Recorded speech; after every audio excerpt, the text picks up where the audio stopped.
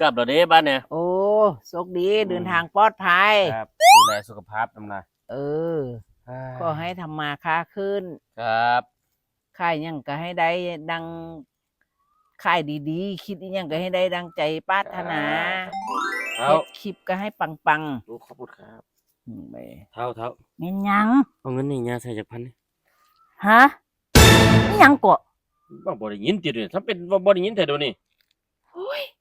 เจ้าสิมาให้ข่อยเอาให้ย่าใส่จังได๋แต่เติมน้ำมันเดินทางกลับไปนี่ก็จักสิพอบ่พอได้สิเงินลงทุนอีกให้ข่อยขายของจักหน่อยข่อยสิโอนมาให้เราดอกเท่าตอนนี้ข่อยบ่ได้ให้เราดอก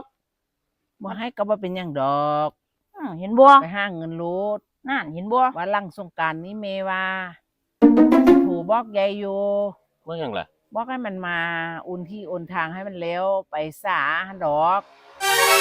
โอนทีสั่งสงกรานต์แล้วนี่นะเห็นบอกสงกรานต์มันบ่มาวันว่ามันมาบ้านดุแล้วนี่แม่ก็สิโทรบอกมันให้มันมาว่าจะโอนทีให้ลูกสาวมันให้เงินให้ทองไส้ดีก็บ่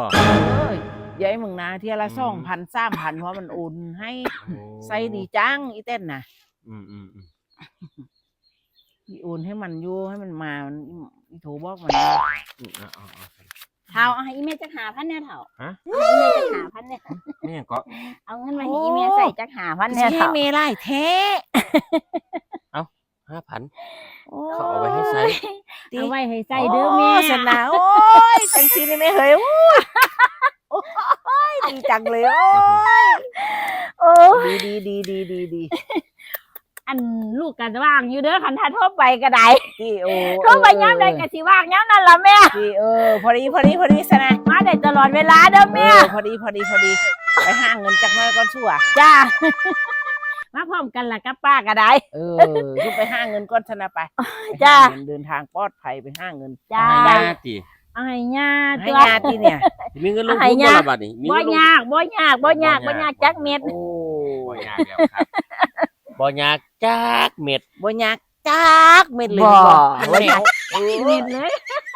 ของบ่คืออีหลีเนาะหั่งนี้เนี่ยแม่เฮ้ยเนี่ยหั่งนี้จะเม็ดเลย